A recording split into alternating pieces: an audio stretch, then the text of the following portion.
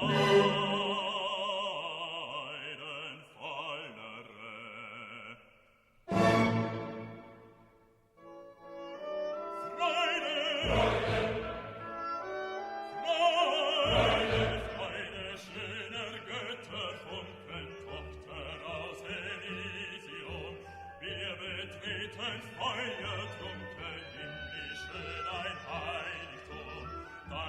Zauber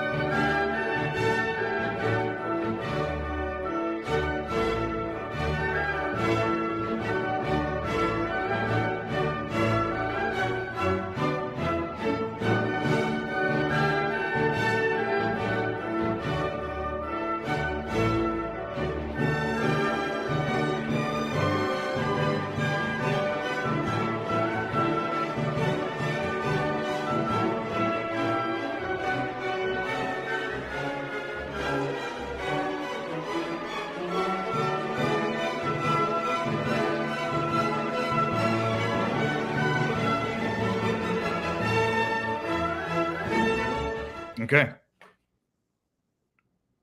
We are live currently as we speak. Looking for the thumbs up internally. Good evening, everybody. I'll start this by saying I don't know how I got myself involved in this. I'm going to moderate on a subject, not that I know nothing about, but a subject that I know enough about to ask some relevant questions and hear the respective positions. But this is about regime change in Syria. I have my opinions on this. And full disclosure, I know Scott Horton from an interview on my channel, which was lively, entertaining, and full disclosure, as you might see from my tweets on the subject, I think I'm more likely going to agree with Scott's position tonight, who's taking the anti-regime change position on Syria as opposed to Roy Gutman. But it's going to be an interesting discussion. And it's not about winning or losing. It's about actually just educating people so that you can understand a little bit more about the history, present, in order hopefully to understand a bit of the future of what's going on in Syria and its impact on geopolitics. I'll do a brief introduction of both Roy Gutman and Scott, Scott Horton, I just got to say, who has been on my channel. Go check out the interview, guys. It was great. Roy Gutman, born March 5th, 1944 in New York City, is an award-winning American journalist known for his foreign affairs reporting. Educated at Haverford College and the London School of Economics, he worked at Reuters and Newsday, where his coverage of ethnic cleansing in Bosnia-Herzegovina during the Yugoslav wars earned him a 1993 Pulitzer Prize for international reporting. Gutman later served as foreign editor at McClatchy newspapers, authored books like A Witness to Genocide, and co-founded the Crimes of War Project. Scott Horton, on his side, is born in 1976. I don't know why everyone needs to know when you're born, guys. Is an American libertarian radio host, author, activist known for critiquing U.S. foreign policy. He hosts the Scott Horton Show, has over 6,000 interviews. He is the director of the Libertarian Institute and editorial director at antiwar.com. I hope I got that right. Written books such as The Fool's Errand, Enough Already, based in Austin, Texas. He's well known, and both debaters tonight are going to be amazingly well-spoken and informational. Now, I don't exactly know what the format's going to be. I think you guys have agreed upon, 6 minutes or so for an introductory statement. If I may frame the discussion, Scott, your position for the evening is going to be fill in the blank. Well, I believe Liam told me in the email, the question was, should America intervene in Syria now? So, but that's, I guess, to just start off a broad discussion about, all the intervention there. But yeah, I'm decidedly against all intervention, past, present, and future there. And Roy, is it Gutman or Gutman, if I'm pronouncing it properly? Gutman. Okay, Gutman. All right, awesome. Your respective position is, I don't want to straw man it. What's your position for the evening? Well, on the question of an armed intervention, I would say that's a crazy idea. I think the United States should be looking at the upside of getting rid of Bashar al-Assad and try to figure out, is there a way to work with this new government that ousted Assad and create a democratic order in Syria? Certainly that's what the people went out on the streets for in 2011 and fought and lost like 500,000 altogether during the war against the Assad regime. And it's one of those rare moments in history where you have a revolution actually succeeding, but it's fragile, and things could go wrong, and things are not going well at the moment. And the United States could play a positive role in trying to stabilize the place. That's where I come in. Okay, excellent. So the question, I guess, then is, the regime change has already taken place last December. The question is, should we support the new regime in power or not? And I say no. And now, let me just preface this by saying, if I'm not looking at you guys and I'm looking at chat and looking at things, I'm going to be, in as much as humanly possible, fact-checking in real time to make sure that nothing slips under the radar of my lack of knowledge on the subject. So it's not that I'm not paying attention. I'll be listening the entire time. But I guess we'll start off with 5, 6 opening statements from each of you respectively that will be a little bit longer and more fleshed out. I don't know. Do we do heads or tails? Or Scott, do you want to go first and lay out a bit of the history? Well, I'll be happy to go first, and I'll try not to go over time, but I promise to be respectful and grant plenty of equal time to Roy. But I'll just say that America's Syria policy begins in Tel Aviv, or at least it was created for them. It's all in my previous book, Enough Already, Time to End the War on Terrorism. And now Americans might think that Al-Qaeda is the enemy, but it's just ours. But Tel Aviv and Riyadh, and therefore Washington, hate the Shiites more. And this goes back to at least 1996, when a neoconservative apparatchik named David Wormser, in alliance with Richard Pearl and Douglas Feith, wrote a document called A Clean Break, a new strategy for securing the realm, for then incoming Prime Minister Benjamin Netanyahu. Now, this was in the aftermath of the assassination of Yitzhak Rabin, the Israeli Prime Minister, by a Netanyahu fan, determined to stop the peace process, the Oslo peace process, and the creation of a sort of pseudo, not exactly, but sort of a pseudo-Palestinian state, which is what Rabin was working for at the time. And Wormser recommended that what we should do is have a clean break with Oslo. And that means forget the peace process. Let's just keep taking all of the rest of Palestine for a greater Israel. The problem with that is we still got to deal with Hezbollah on our northern flank, and they are supported by Syria and Iran. And so what we want to do is we want to neutralize Hezbollah's power in southern Lebanon so that we can get away with stealing the rest of Palestine. And that's, everybody can read it themselves. That's essentially what he wrote. There's a companion piece called Coping with Crumbling States. And then he actually wrote a book with the foreword by Richard Pearl called Tyranny's Ally, America's Failure to Remove Saddam Hussein. And their completely crackpot theory was, if they got America to overthrow Saddam in Iraq, that would empower the Shiite supermajority there, but they would be under America's sway and under the sway of Jordan and Turkey. And then America could use the Shiites of Iraq to pressure Hezbollah to stop being friends with Iran and Syria and leave Israel alone so they could keep stealing the rest of Palestine. Well, that's not how Iraq War II worked out. In fact, they ended up empowering the Shiites in Iraq. And then, and by the way, I should say, David Wormser wrote in Coping with Crumbling States that after the regime change in Iraq, then we need to expedite the chaotic collapse, he said, expedite the chaotic collapse to Syria. And he said, yes, there is a danger of spreading Islamist terrorism through the region if we do this, but we'll just have to find better allies than the Baathists for dealing with that. Now, maybe you could have convinced yourself of that in 1996, but after September 11th, that was a completely insane doctrine for them to support, abolishing a secular, basically fascist dictatorship in Iraq and Syria and replacing them with Islamists in all cases. But so what happened is, though, W. Bush and the neocons realized their mistake by 2005, 2006, and they launched a policy called the redirection. And speaking of the Islamic State, which is the Islamic State of Iraq, ISI, which is just another name for Al-Qaeda in Iraq from Iraq War II, Saudi Foreign Minister Prince Saud al-Faisal said, Daesh is our response to your support for the Dawah. And it's the same thing, which means the Shiite parties that America helped take over Iraq. So the policy was, if we put Iran up 2 pegs in Baghdad, then we got to take them down a peg in Damascus.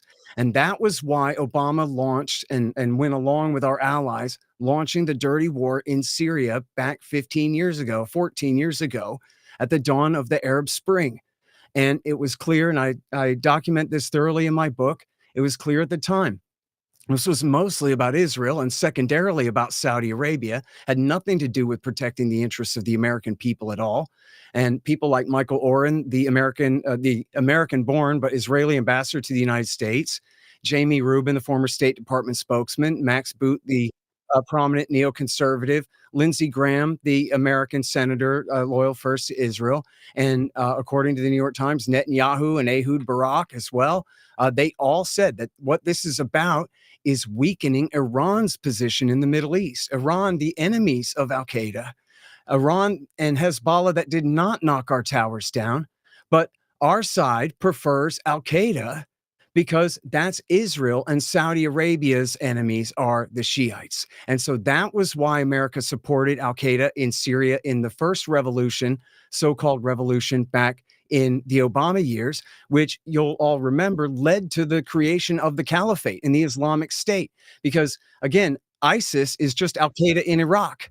And what they did was the Syrian-dominated faction of Al-Qaeda in Iraq stayed in Western Syria fighting Assad, while the Iraqi-dominated faction of Al-Qaeda in Iraq seized first eastern Syria, and then secondly went into western Iraq and seized all of that in 2014 and created the Caliphate, an area the size of Great Britain, which led to America launching Iraq War III for the Shiites, again, to destroy the bin Ladenite caliphate that they had built. Now, even after Obama started bombing the caliphate in 2014 and continued to do so through the rest of his presidency, he still was supporting Al-Qaeda in al-Nusra, that had broken off from ISIS in Syria. And he kept doing so through the rest of his presidency. Some might remember that when Donald Trump finally ended CIA support for Al-Qaeda in Syria in July of 2017, the Washington Post denounced him for treason and said that this was a move sure to please Putin to stop backing Al-Qaeda in Syria. And so, but then what happened was the Russians came and they helped Assad, Iran, and Hezbollah stop Al-Qaeda from taking over the capital city. And they were essentially rounded up and held up in the Idlib province in northwestern Syria, where they were under the protection of Turkey from essentially the beginning of Trump all the way through the Joe Biden administration until just at the very end of Biden, after the election, at the end of November. They broke out of their pen. It's sort of like a October 7th type thing. They broke out of their pen, obviously with Turkish support, direct Turkish support, and they seized Hama, Homs, Aleppo, and Damascus in 10 days. And Hezbollah had been beaten up badly by Israel, so they weren't there to help. The Iranians were nowhere nearby and had no ability to help. Of course, Russia's bogged down with the war in Ukraine and so weren't there to help. And so the brutal but secular Assad regime has been forced out and replaced by a bunch of bin Ladenite lunatics who act exactly like a bunch of bin Ladenites do. And now I presume that Roy is going to make a lot of arguments about how Abu Muhammad al-Jawlani is a reformed bin Ladenite. And even though he celebrated the September 11th attacks, and even though he fought against America in Mosul and Ramadi, and even though he proudly admits to beheadings and suicide bombings, that now he's a changed man. And now he hangs around with Martin Smith at Frontline and wears a three-piece monkey suit and trimmed his beard a little bit shorter and is, after all, anyone I think could admit, slightly less psychotic than Abu Bakr al-Baghdadi, who was the leader of the Islamic State, throwing gays off roofs and all of that stuff. However, look at what happened. Al-Qaeda is as Al-Qaeda does. And just in the last few weeks, we've seen absolute horrific massacres of Alawites and Christians in the west of the country who dare to resist the new rule of the bin Ladenites. Absolute just mass executions on the spot, people dragged through the street to death, and all kinds of exactly the kind of horrors that ISIS inflicted in Syria and Iraq back 15 years ago through 10 years ago. And so no, to support these guys in power is treason. It is absolutely treason against the American people on behalf of guys who have sworn blood oath loyalty to Osama bin Laden and Ayman al-Zawahiri. And now, their allies in the Western media say that no, they removed themselves from Al-Qaeda, but not really. They just kind of played down the connections. They never denounced Al-Qaeda or said that they regretted that they were ever part of Al-Qaeda or that they had fought American soldiers in Iraq War II. These guys are the bad guys from the war before last, and America should not be on their side. Roy, that's under 10 minutes, Scott. So you did stick to what we discussed earlier, but that is a mouthful, and that is I'm taking notes, and I think Roy is as well. Roy, you can choose to go with an opening statement and respond to whatever you can. Look, it's a lot to process. What Scott has said. There are some facts among the assertions, but there's a lot of assumptions and a lot of deduction drawing that, to my understanding, just doesn't fit the facts. I should just tell you about myself. I've been a reporter in different parts of the world, including covering national security and diplomacy in Washington. I went to the Middle East in 2011 while the Americans were still in Iraq.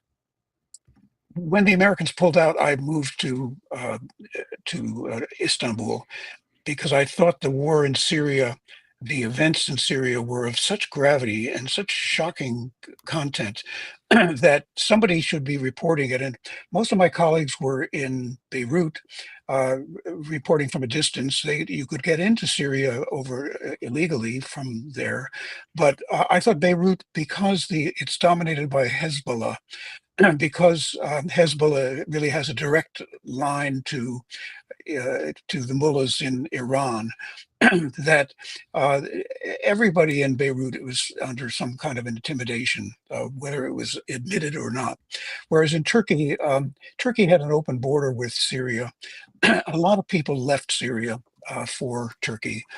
There's still 3.5 million, I think, Syrians there. A lot of the people who came over had been working for the Syrian government. They were in the security sector. They were in the intelligence sector, which is known as the Mukhabarat. I didn't actually start interviewing them for a good year or so, but I discovered after a couple of years that these people were a gold mine of information about what's going on in Syria. They had been loyal officials working for 20 or 30 years in many cases for the Assad regime. Now they gave it all up. They gave up all their property. They gave up their connections, and sometimes they even gave the parts of their family to escape because they wanted to form some kind of a new Syria. And this is so my witnesses are real people who told me what they told me over long conversations. And I compared one with another, and I came up with, so the picture I'm about to offer you, just a couple of simple points I want to make, is based on reporting on the ground from people who were fleeing a dictatorship. So the most important thing, it seems to me, is that the Arab Spring, which occurred in 2011, or the end of 2010, was the real thing. This was people who were taking a life risk, whole populations in Syria, a huge part of the population, and were revolting. What were they revolting against? Well, there was like a 50-year dictatorship of the Assad family, or it was 50 years when he was finally ousted the other few months ago. And this is not just any old dictatorship. This is a dictatorship that could compare with North Korea, where the Mukhabarat, the police and the intelligence agencies basically ran the country. They held everybody in fear. They did all sorts of things. One of the interesting things they did, and I'm not sure if Scott, if you're really aware of this, is that the American invasion of Iraq in 2003 was something of a disaster, not only because it was under false pretenses, but because the Americans didn't have a plan. They didn't have a plan for the day after ousting Saddam Hussein. And in the region, everybody, friend and foe alike, was opposed to the American intervention. And obviously, the Syrian regime was also afraid, because once you get rid of Saddam Hussein, a Ba'athist dictator, a secularist, but a truly awful man, but still, who's going to follow it? And the Americans made a huge mistake by getting rid of the security apparatus in Iraq. It took them years to get to restore things to any kind of stability. In the meantime, Bashar al-Assad could see, and Assad, in fairness, inherited his job from his father, Hafez, and I think it was 1999. For a few years, he liberalized the country. He opened up the gates. He allowed free discussion. He allowed people to organize, in fact, and it looked like there was going to be a period of moderation. But that ended after about 3 years, when he started jailing people again. And people got angrier and angrier, and so he was looking for an escape valve. Well, the Americans actually gave him an escape valve by invading Iraq for no really good reason.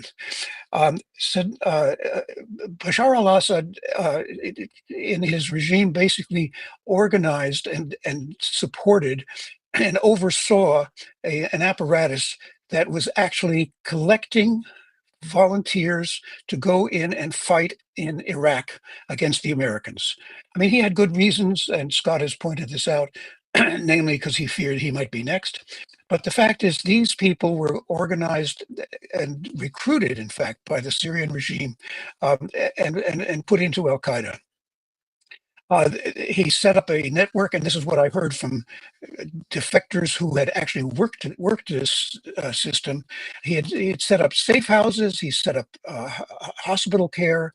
He provided arms. He provided money, and he provided the infiltration for thousands upon thousands of Al Qaeda volunteers to go into Iraq.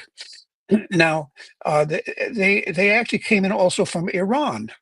And Saddam, or rather Bashar, worked with the Iranians to infiltrate, to give the Americans the hardest possible time. Well, this led, the Americans noticed that after a while they were not actually monitoring the northern border of Iraq. And when they discovered it, and they had some raids, they got some information, but they only got a kind of a sliver of what was really going on. But this was a major operation by the Assad regime.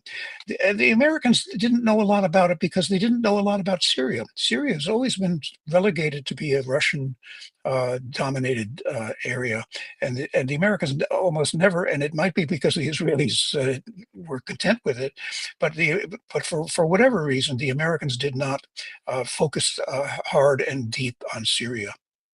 How do I know this?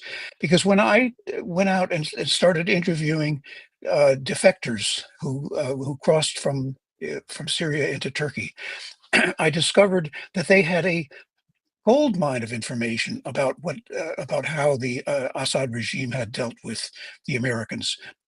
And I found that when I went to American officials, they didn't know anything about it, because for some odd reason, the CIA did not interview most of these defectors.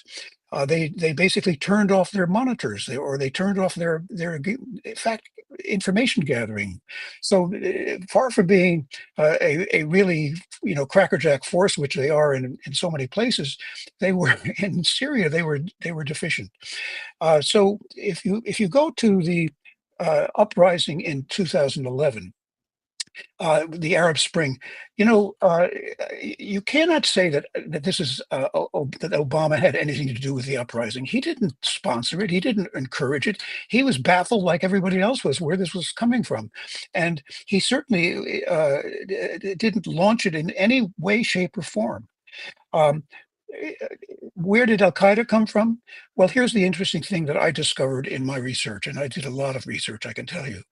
Al-Qaeda, first of all, you had the returning Al-Qaeda fighters who were Syrians and who were from other nationalities, who went into Iraq to fight the Americans and did not kill themselves in suicide bombings. They returned to Syria, and the Syrians did one of two things, or three things. Some of them they killed if they thought that they were a threat to the Syrian state. Others of them they allowed to roam in their hometowns, but they had to report to the Mukhabarat for the rest of their lives practically. And then others were thrown into Sednaya prison. Sednaya prison is north of Damascus, and it's one of the it's famous now, especially after the liberation of Damascus. But anyway, that became a school for jihad, because the Syrian regime allowed all of these returning Al-Qaeda people to mix with political prisoners, and they oversaw as many of them were being converted or being trained by these Al-Qaeda. So that was one source of Al-Qaeda into Syria. It actually, the government fostered it. The second one was in the middle of 2011, about July, I think it was. Jolani and 4 or 5 other of his colleagues who had been in an American prison in Iraq came across the border from Iraq. They were part of the Iraqi branch of Al-Qaeda, and they came across. I talked to a member of the Mukhabarat who had been serving in Ras Al Ain, which is a town on the Turkish border. He said that he was, in other words, he's in the intelligence services. He said the Syrian intelligence service knew that these people were crossing. It sent out a bulletin to all Mukhabarat offices around Syria, giving the names, the details, the ages, and so on. And the implication was go out there and kill them. And then what it did, I guess some days later, was it sent an individual courier out to the different offices and told them, ignore that memo, ignore that message. So in other words, the Syrian government basically opened the doors to Al-Qaeda coming in from Iraq, and it was practically training people at Sednaya prison. You cannot say, Scott, with all due respect, you cannot say that the Obama administration or Obama himself fostered Al-Qaeda in Syria. There is simply, I don't think there's just any evidence at all. But if you have it, let me know, because I may be able to give you some insights into it. But I really doubt your basic premise. And as let me just finish up here. That Jolani was one of the first people to come in from Iraq. Jolani was free to organize, and he did organize jihadis, but the core of them came from Sednaya prison or from Iraq. Jolani fought the Assad regime. When he split with ISIS. The ISIS, who were the really, truly hardliners, were fighting against the rebel forces, against the population. Jolani was fighting in parallel with the population. This was a really popular revolt. This is a revolution. It was something. It was a phenomenon. It is not something that Obama created or fostered. He didn't know what to do with it. And it was his fumbling that is what led to Jolani, rather than a secular group taking over the country, or taking the charge and literally taking over the country and eventually toppling Assad. So let me stop there. Let me. I'm going to ask a question, and I'll ask it to Scott so that he can reply. Not to infuse too much into this. My understanding is that the Arab Spring was something of if it wasn't intelligence influenced, it was something of a U.S. influenced, much like the Maidan Revolution. And then the question would be whether or not the scope and scale of it was far beyond what intelligence had initially anticipated. Scott, are you able to just flesh that out? I mean, is there not some truth to the allegation that the CIA was involved in this revolution of the Arab Springs? Wait, Scott, you seem to be on mute now. Sorry. And that'll go back to some of my answers to some of the points that Roy raised as well. So first of all, for context, for people to go back, what had happened was that Bradley Manning, aka Chelsea Manning, had leaked the State Department cables and the Iraq and Afghan war logs and the Guantanamo files to WikiLeaks. And they were posted throughout 2010, and the State Department cables went up toward the end of 2010. And there was a huge controversy in Tunisia because everybody already knew what a corrupt dictatorship it was, but there had been a big controversy about the revelations about corruption, and particularly of the dictator's wife's family. Ben Ali was his name. And there was a guy who burned himself to death in protest of having his vegetable cart seized. And this broke out into a riot and turned into a real revolution in Tunisia, and Ben Ali had to flee. So then in Egypt, virtually everybody said, wow, you can do that?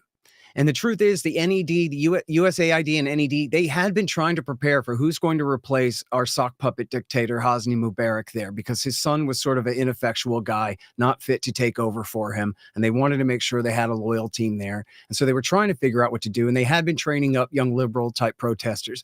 My opinion is that the Arab Spring, as it played out in Egypt, was not America's plan. And in fact, they wore on their sleeve pretty badly that they were terrified about what was happening there. And they tried to make Omar Suleiman, who was the head of the secret torture police, to be the Pharaoh runner-up, but it just wouldn't work. And they ended up having popular elections, and the Muslim Brotherhood won. And you might remember there was a military coup d'etat a year and a half later in the summer of 2013. They canceled that. But that was really how it broke out. So then once it all started there, then it spread. They had what was called the Day of Rage protests throughout the Middle East, because essentially every regime in the Middle East, whether they're America's clients or not, they're all a bunch of lousy dictatorships in one form or another, emirs and sultans and kings and el presidentes and Israeli occupations, and just everybody is completely tyrannized there. And so there were these Day of Rage protests all across the region. And I give credit to Roy. I don't know if he remembers me, but I interviewed him on my show back then about what was going on in Bahrain, where Saudi Arabia helped. Yes, you're right. Yeah, Saudi Arabia helped the Sunni king crush his supermajority Shiite protesting population. And they weren't even trying to overthrow and kill the guy. They only wanted a constitutional monarchy, some semblance of a rule of law. And he ruthlessly persecuted them. And Roy went there and did great journalism on that subject at that time. But see, in Syria, when the protests broke out, and this goes to his point about the agency of the protesters and just how popular this revolution was. Sure, there were tons of protesters all over the place. But the thing is, when Prince Bandar bin Sultan starts emptying his prisons of jihadi suicide bombers and shipping them off to Syria, and when Abu Bakr al-Baghdadi, the leader of Al-Qaeda in Iraq, sends Abu Muhammad al-Jalani across to take over the thing, then all those protesters are basically a moot point. What do we have here? We have NATO and the GCC, led by the United States of America, the world empire, and our Central Intelligence Agency, working with especially Saudi Arabia, UAE, Qatar, Turkey, and Israel to back a bunch of bin Ladenites. And so from the very beginning, as I cite in the book, all through 2011, for us peace hawks, we were looking, and there was all kinds of evidence from the beginning of 2011 that America's not just intervening on the side of the revolution in Libya, where they were also veterans of Al-Qaeda in Iraq, the Libyan Islamic Fighting Group, and Ansar al-Sharia, the guys that ended up doing the Benghazi attack in 2012. These were the people that Obama took their side in Libya, while at the same time taking their side in Syria. Again, why? Because more than anything, this is what Israel and what Saudi Arabia wanted, to make up for the fact that America listened to Israel and not Saudi Arabia, and overthrew Saddam Hussein and empowered Iran's best friends in the Dawa Party and Supreme Islamic Council in Baghdad. So now they had to try to make up for that for their friends. And as I said, John Hanna and Jamie Rubin and Alistair Crook and all of these sources, Eric Margulies, all these sources showed that America was, and our intelligence agencies, and this is, in the New York Times as well, that our intelligence agencies were working and helping to coordinate all of this foreign support for these jihadists to essentially invade Syria and take over the revolution. Maybe there would have been a popular revolution made up of liberals and leftists of every sect. But instead, what do we have? We had no Christians, no Shiites, no Alawites.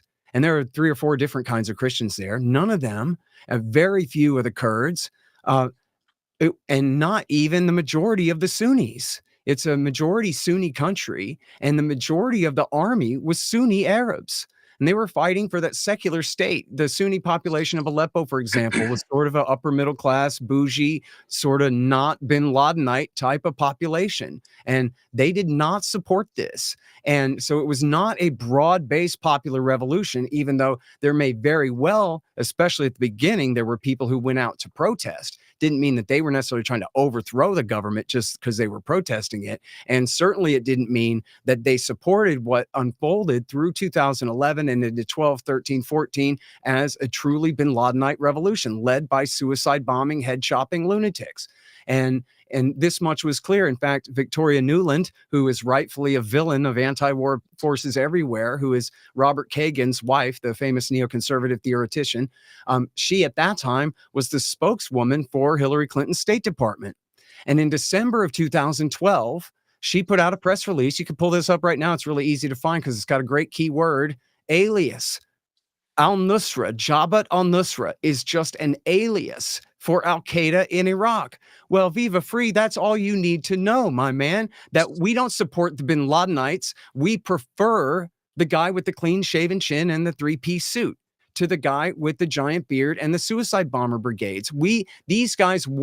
America was still in Iraq and still fighting what was left of Al-Qaeda in Iraq through the year 2011. But we're already taking their side on the Syrian side of the line. It makes no sense. Barack Obama should have given a speech to every one of his allies in the region called, "Sorry, Charlie, we don't care about what you want. We only care about keeping bin Ladenites down. And we're not going to allow you, and we're surely not going to help you to help bin Ladenites to fight against this secular regime." And then I'm sorry, because I'll try to go through this quick, because he made a bunch of different statements. I hope I'll try to address these in some kind of order here. But again, this isn't to deny, as they say, the agency of the people on the ground. It's just to narrow the question to what really counts here. We're back in the bin Ladenites. Now, when he says that Syria helped support the bin Ladenites going to fight Americans in Iraq War II, that's probably true to some degree. But we know that Saudi Arabia did too. Our allies, the Saudis, did too. Why? Because America was fighting for the Shiites. And as Roy said, to keep America bogged down and busy in Syria so we can't come for him next. So that was a sin, but that was not going on by the time of the intervention. John Kerry, as I cite in my book, John Kerry had already said he had gone and worked out a 10-step action plan with Bashar al-Assad, and Assad was working with the United States on all those issues, including corralling Al-Qaeda and border security with Iraq. He'd gotten a thumbs up, smiley face, seal of approval from John Kerry at that time for that. Also, he said that America just didn't pay much attention to Syria, but that's not true either. Elizabeth Cheney, Liz Cheney, she worked for the State Department during the second W. Bush term, especially, and she ran something called ISOG, the Iraq-Syria Operations Group, and you can read about this in the New York Times. Here's your key word: Muslim Brotherhood. Elizabeth Cheney was creating a Syrian National Council and essentially a Syrian government in exile to prepare to replace the Assad regime that included members of the Muslim Brotherhood, which, in some places like Qatar, maybe are not that radical. In Egypt, they're kind of old men owned property. In Syria, they were Arar al-Sham, the suicide bombers. They were indistinguishable from the bin Ladenites in Syria. And America had been working on trying to create a government in exile there, but it wasn't working. And in fact, Roy, I don't know if you're aware of this, but there's a great clip, an important clip of Hillary Clinton being interviewed by a guy named Wyatt something on CBS News. It's going to be February the 28th of 2012. And of course, this is her last year as Secretary of State. And Wyatt, the CBS reporter, is coming from the point of view of why is America not doing more to help accomplish regime change there? And Hillary Clinton says, well, geez, Wyatt, we know that Al-Qaeda is supporting the revolution in Syria. This is 1 year into the thing, okay? February of 12. We know Al-Qaeda is supporting the revolution in Syria. Are we supporting Al-Qaeda in Syria? We know Hamas supports the revolution in Syria. Are we supporting Hamas? Now, she was not saying, I'm being charitable here, and I don't think that you misunderstanding her either. She's not saying, am I directly having my Deputy Assistant Secretary of Defense put a rifle right in the hands of a guy who I know is a suicide bomber or some kind of thing? You don't have to exaggerate the claim. What is she talking about? She's talking about, are we taking the same side in a civil war that Al-Qaeda wants to win? And why might that be a very bad idea? And she's referring, and we know this because it was just 2 weeks before, we know from, again, Bradley Manning and the WikiLeaks, that Jake Sullivan, our recent national security advisor working for Joe Biden, then was Hillary Clinton's man, and he had emailed to her 2 weeks before in early February of 12. He said, hey, look, AQ is on our side in Syria. And it was a news story by Reuters about how Ayman al-Zawahiri, the butcher of New York City, that guy was endorsing the revolution and saying all good bin Ladenite suicide bomber jihadists ought to support the revolution in Syria. And so Hillary Clinton is clearly referring directly to that Reuters piece and that memo from her guy being cheeky, saying AQ is on our side. And now, by the way, she was more hawkish than Obama. She's just defending Obama's position here. And so she's saying, listen, wait, one more, just to wrap up and I'll stop. Just to wrap up and I'll stop. I can't possibly answer all. Let me, I'll stop right after this. She says to Wyatt from CBS News, And so we look at who can we help to become, who's prepared to inherit the power there and become the next government of Syria, Wyatt. We don't see that. We don't see anyone prepared to be the new government there. And now look at what we got, Roy. Look at who took over. It's literally Jolani, the leader of the suicide bomber brigades, is the new leader of the country. So she was 100% right about that. And Obama himself said it was a fantasy that there was an army of moderate rebels that could inherit the power here. The revolution was led by the Bin Ladenites, and that's who won. Scott, in fact, even before you start, Roy, I'll ask you a simpler intro question. Is from a broader perspective. Please, just one question at a time, because I can't handle 100. No, it's quite. And by the way, first of all, I forgot to mention that this is a ZeroHedge debate coming into it. So ZeroHedge, thank you. I didn't realize that they're pulling up the documents as we're watching this live. So fantastic stuff. Roy, what is the U.S. doing in Syria to begin with? I'm going to get back to Scott and how Israel is responsible or involved in all of this. But first things first, what is America involved in Syria for, and what is the long-term goal of any intervention? Well, first of all, if you go back to the period before the Arab Spring, the American goal was to bring normal relations between Israel and Syria. And maybe that was even the top goal. It was a far higher goal than than trying to replace Assad. Fred Holf, who some of you might know, former State Department official, Syria expert, spent 2 years shuttling back and forth between Israel and Tel Aviv and Damascus, talking to Assad constantly and trying to reach some kind of agreement. It was the talks ran until March of 2011, just as the Arab Spring broke out, and then they broke off. So that seemed to be the principal goal, was settling this aspect of the Middle East conflict, and not a bad idea. But it was done through diplomacy. The Arab Spring threw it completely off kilter. Anyway, let me just mention one response to Scott, and that because he said it multiple times that this was a Al-Qaeda revolution and Al-Qaeda has won. That may be the appearance, but as a matter of fact, Jolani himself is from a middle-class family in Damascus, and went to Syria, to Iraq as a volunteer, as did many Arabs from all over the place. Just as you, Scott, and I, in my capacity as a journalist, were writing critical things about the American intervention in Iraq. Assad was doing something much more pernicious, which was setting up Al-Qaeda in Iraq, and supporting it, and feeding it, and training it, and supplying it, and so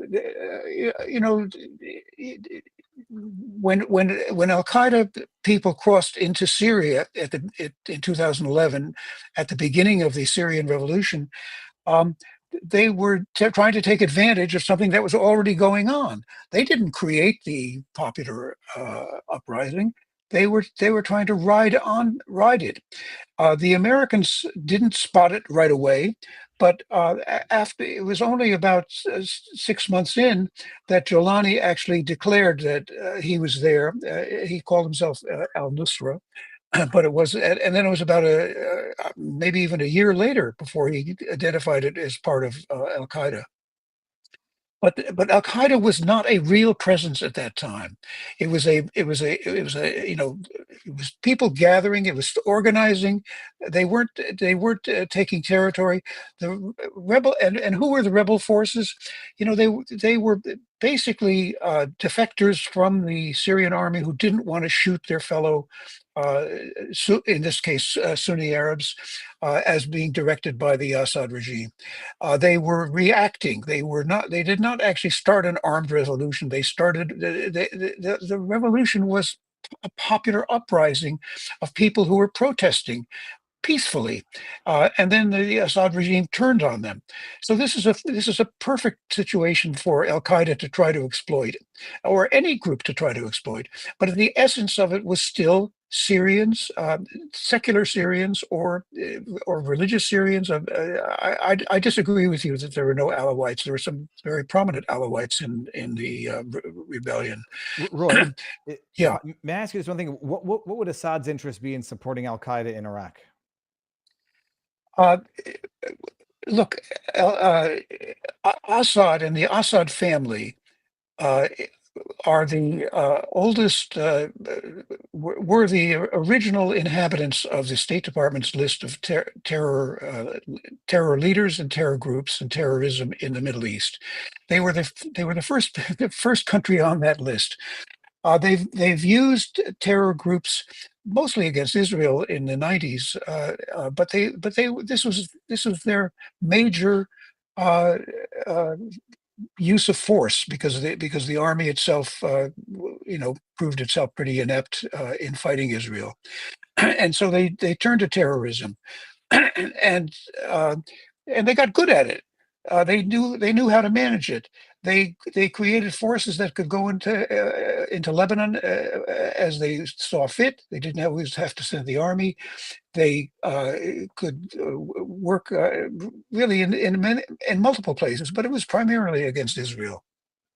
So why would Assad be using these people against the Americans in Iraq?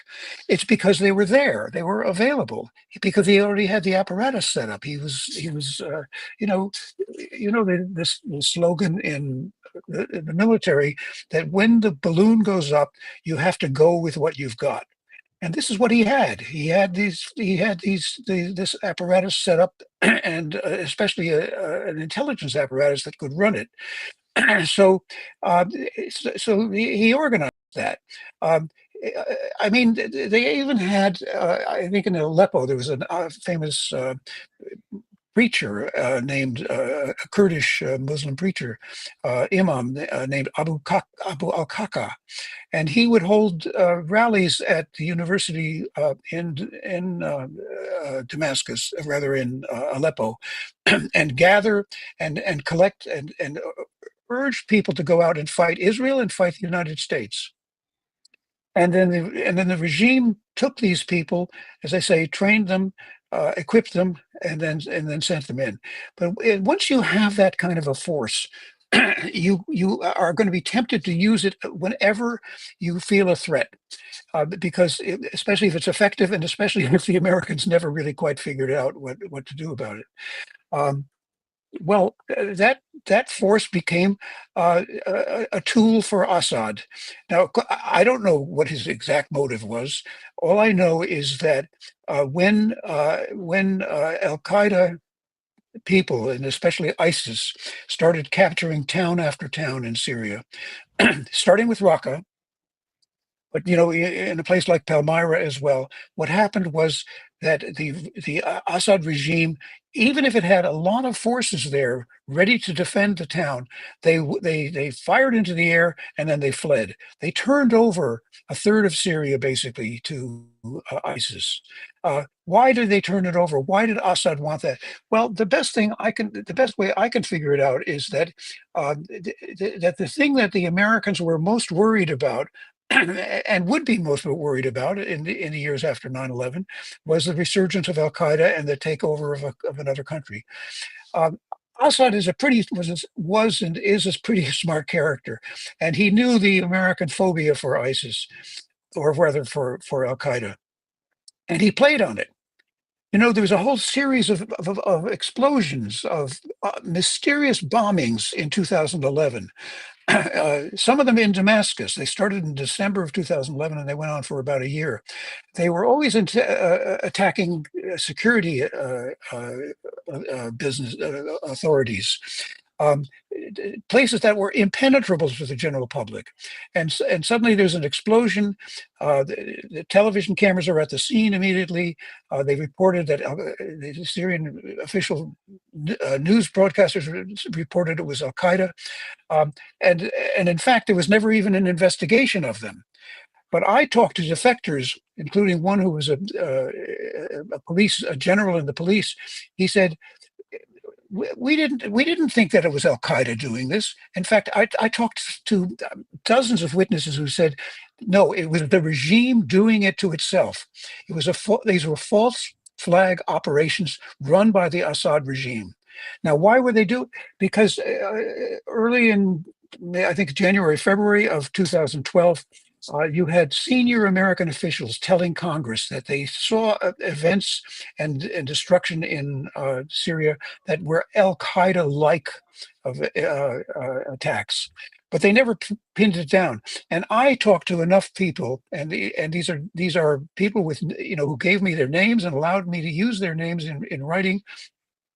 Who were, Syrian top defectors, who said these were all self attacks, false flag attacks on themselves, which they publicized as Al-Qaeda, and the Americans picked up on it.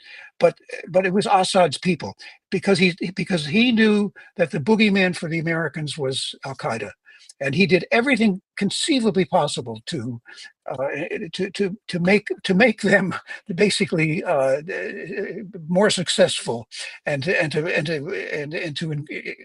raise their credibility far higher than the reality was. Assad was an operator.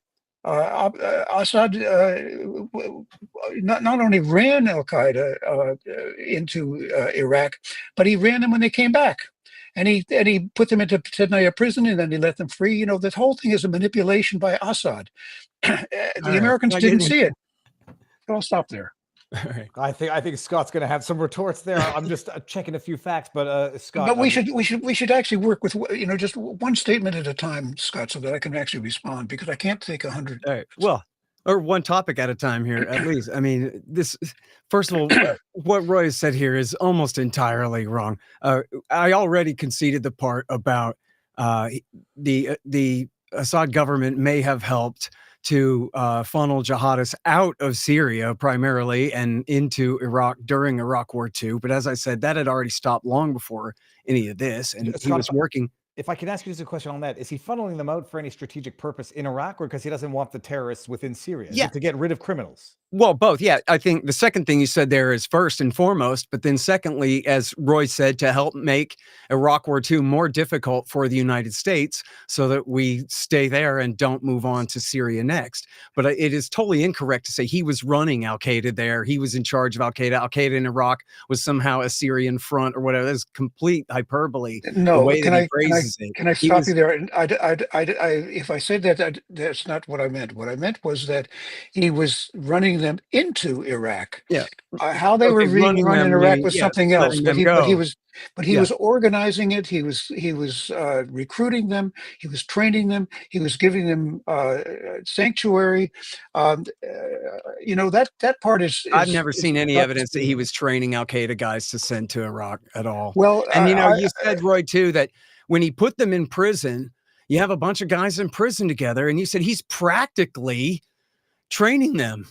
But practically is doing a lot of heavy lifting there. What you're saying is he put bin Ladenites in prison when they came home. Now, any result of them getting more and better organized as a result of that is somehow deliberate by him. But I don't think you would say the same thing about all the Al-Qaeda guys in the Buqa prison in Iraq, where they were kept there by the United States. They weren't kept there because America was trying to turn them into the next generation of bin Ladenites, but that's what happened. Same thing here. Let me respond to that.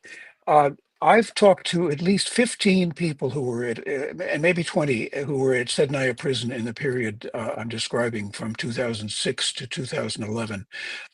And this is the picture that they draw.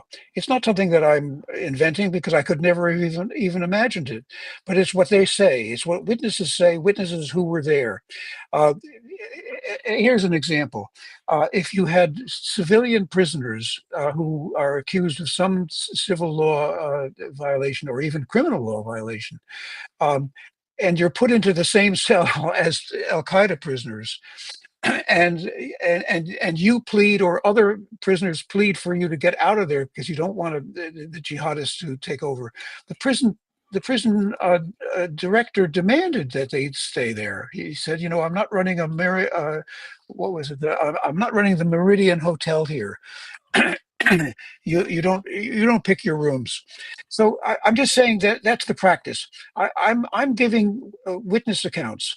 Okay, but that's a real stretch from, therefore Al-Qaeda's war against him was a false flag by him, when we've already established in this interview that Al-Qaeda guys that first of all, there was a whole mess of Syrian Al-Qaeda guys in the first place who are now coming home from Iraq War II, plus all the Iraqi and Egyptian and other Arabs who were coming from Iraq and from being emptied from Saudi Arabia's prisons and so forth to come. And we've already established, everybody, that the ruler of Damascus and Syria right now is Abu Muhammad al-Jawlani, the leader of al-Nusra, which is nothing but Al-Qaeda in Iraq. Well, this comes back. That's exactly who wants. So wait, one more thing there, because you said you're kind of trying to create a false dichotomy between whether there was a popular series of protests and whether the overall war was a popular revolution. There are plenty of people who protested, and I agree with you, because you're just right that Assad quite clumsily clamped down. Even when it was terrorist sniping police to get the whole thing started off, he clamped down brutally, and that is bad strategy, bad policy, and it backfired on him, and it did make the protest movement against him worse. But that is really irrelevant when you're talking about at the margin of the protest is a bin Ladenite with a sniper rifle blowing cops' heads off. And that was from early 2011 all the way through. It was a bin Ladenite led. It doesn't mean that they were the majority. It means they're the guys who don't mind dying, and they're the ones who are leading the fight on the ground. Scott, they were not leading the revolution. They were trying to ride on its coattails, and they were trying to take it over. Who's the president of Syria right now, Roy? Let me finish the thought. The second thing is that the Americans were afraid of Al-Qaeda. They allowed that fear to separate themselves from the genuine secular rebels who wanted a secular new order. That is the mistake that Hillary Clinton did not make a mistake, but Barack Obama did. Barack Obama had Iraq allergy. He feared nothing more than having to send in American forces into Syria. Well, he never had to send American forces into Syria, but he might have, and this is certainly the collected wisdom of senior military officials at the time. What he might have done was to allow the secular rebels to be armed, to help train them, and to stop Assad from bombing any opposition, first with just regular artillery, and then later with barrel bombs. That is what the Americans could have done if they had done this. And then here's the interesting thing that I learned, and this is from reporting on the ground. It was the rebels who spotted Al-Qaeda. And not just Al-Qaeda, but when it split into ISIS and the Nusra Front as two different groups in April of 2013. It was the rebel forces who spotted ISIS for the really dangerous force it was and it became, that was taking over vast amounts of territory. They went to the Americans and they pleaded for support to fight ISIS. The Americans wouldn't give them a hearing because by that time, Obama had decided he was not going to get involved in any serious way in Syria. So this is just a fact that I reported at the time. Okay, well, the Americans missed the boat, and that's why Jawlani is now the head of Syria, because they wouldn't support the secular rebels. This is going to be a question for both of you at some point, but if I may, Scott, let me start with Roy. If we're tracing this all the way back, it's the U.S. involvement in the area at large that even trains and arms Al-Qaeda to begin with, which then becomes the problem. I guess the question is, A, what the heck is the U.S. even doing in there? And B, to the extent whatever they're doing there only seems to make matters worse decade over decade, what do they continue to be doing in there? But how Right. can you Well, say that? How can you say that the Americans were training Al Qaeda? Who says where? Well, if I'm going back in terms of providing funding them during the war back in the 70s, 80s to oppose the Soviet Union, Oh, who then well, wait a minute. No, it was not Al Qaeda then. First of all, no, it wasn't then, but it secondly, became. the Russians had invaded Afghanistan. oh There was hell, a well, now we're 40 you years know, ago. No, but I'm trying no, to figure out when did the U.S. but the involvement. Americans did not train Al Qaeda there. What the Americans did was they provided weapons to Afghans so that they could fight the Russians. You might disagree with that, but the Russians had changed the whole equation in the Middle East as a result. Let's not do Afghanistan in the 80s right now, guys. No, well, I'm just trying to get. The answer to your real question, here, Viva Frei, is it's the clean break strategy for Israel. That's what we're doing here. That's why the war on terrorism. That's why the war on terrorism was not against Al-Qaeda in Afghanistan. It was against Saddam Hussein, secular Saddam in Baghdad, is because that's what Benjamin Netanyahu and his buddies wanted. As I said, because they thought they would have dominance over the Iraqi Shiites, and then they would then lord it over Iran and Hezbollah and break the Iranian arc of power in the region. But that didn't work. They put Iran's best friends in power in Iraq War II. So then they moved on to Damascus to take Iran's other friend, Assad, down a peg there and get rid of him there. That is the explanation. And as I show in my book enough already, I have all the sources in the world from the pro-Israel position saying this is why we have to do this. And the Saudis, of course, as well, were angry. You can find this again in the WikiLeaks, where Zalmay Khalilzad, the card-carrying neoconservative, goes and apologizes to Saudi King Abdullah. And King Abdullah says, it used to be us and you and Saddam Hussein against Iran. Now you've given Iraq to Iran on a golden platter. So what are you going to do about it? And Khalilzad says, yes, Your Highness, you're right, Your Majesty, we're so sorry. So now we're working on turning the policy around and working on Bashar al-Assad in Syria. That's the answer to your question there. America put their regional rivals, the Iranian Shiites and their friends up 2 pegs in Iraq War II. So now we're working on taking them down a peg again. Now, I have to address a few things that Roy has said here. First of all, the release of all those jihadists from prison was a demand of the revolutionaries out there protesting in the street. That's why Assad let them out of prison. It wasn't because he was saying, Assad does these. I'm going to sabotage the protesters by releasing Al-Qaeda guys. They demanded the prison releases in specific. I mean, I got names and dates of the demands and him acquiescing in the book. So it's not like just a general statement. It's a specific compliance with their demands to release these prisoners. You think that Assad was complying with their demands? Now, listen, I sat there and listened to you make a bunch of claims. So you're going to have to listen to me refute them now, okay? Well, we should do it one at a time. Okay. Well, you made a bunch in a row. Otherwise, you can't.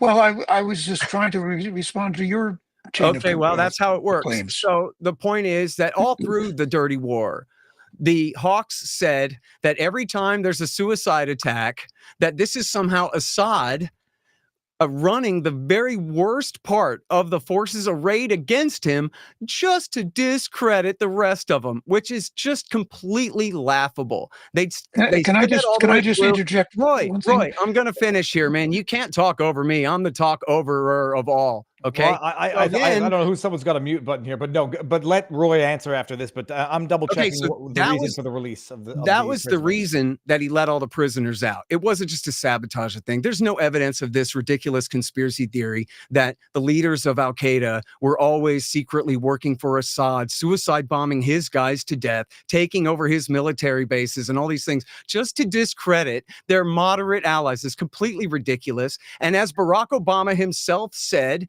correctly, to Thomas Friedman of the New York Times, he said the idea that we were ever going to train up this moderate army full of doctors and lawyers and pharmacists and teachers, and that they were going to be powerful enough to, 1, take on Assad and his Syria Arab army, 2, their Iranian friends, 3, Hezbollah, and 4, Russia on one side, plus isolate and eliminate the Islamic State and Jabhat al-Nusra and all Jaish al-Islam and Ahrar al-Sham and all the other bin Ladenite groups that were fighting there, Barack Obama said, and obviously correctly, was a pure fantasy.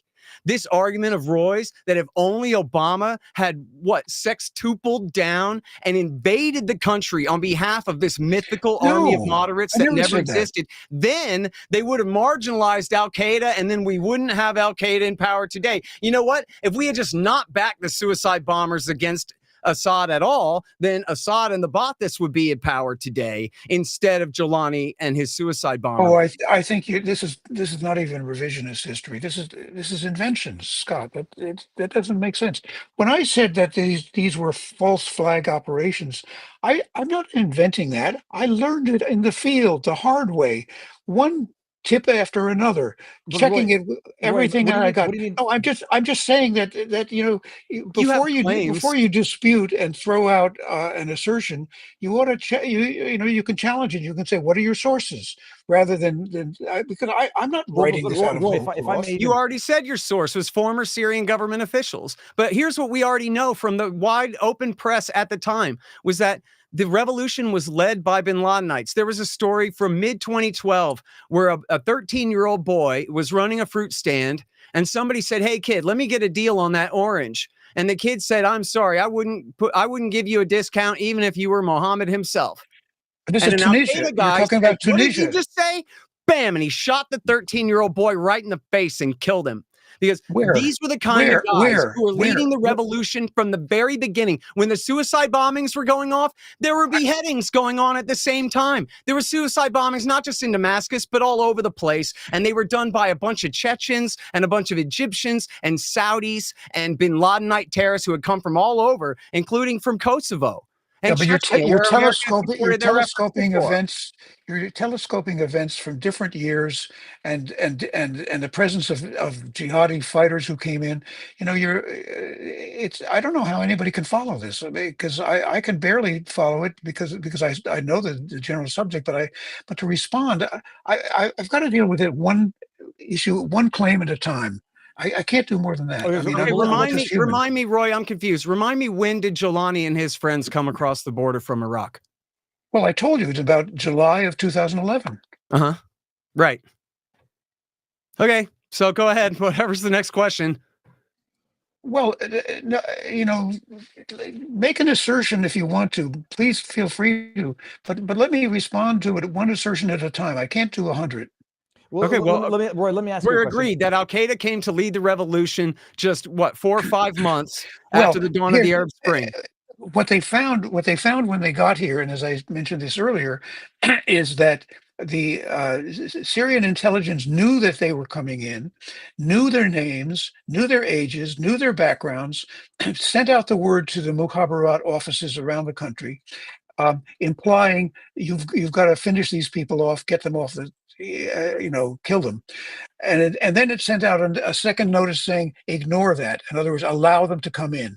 So that is the Syrian government making a decision of its own that is testified to by a person who saw the messages and who was there at the time. I didn't make this up, and it's bizarre. It's strange, and it took me a long time to. No, he didn't. He didn't have the document. No, okay. This is a guy who. The source told you that. That's okay. No, but this is a source who gave me his name, who gave me where he had worked, and whose every other statement proved credible. Roy, and maybe it'll answer 2 questions at once, because Scott says Assad released the Al-Qaeda terrorists at the demand of the protesters, and you say no. I'm just asking this: why did he release them? Well, you have to ask Assad that, but and it's true that the protesters demanded it, but I don't think they knew what was going on in Sednaya prison. How could they? Nobody could know what was going on in Sednaya prison. It was unless you were in the prison. He released them, and I would say probably knowingly, because he knew that these are all Al-Qaeda. Let me give you an example of one of them. His name is Abu Lukman. It has a more complicated Syrian name, but that was his nickname. He was there. He was one of the people, a Syrian from Raqqa, or a town near Raqqa, who had taken part in recruiting Syrians to go into Iraq and join Al-Qaeda and fight Al-Qaeda.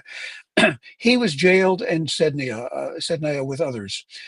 When he was released to Raqqa jail, where he tried to proselytize non-jihadis into jihad. He later joined Al-Qaeda as a fighter, and in fact he helped to actually take over Raqqa.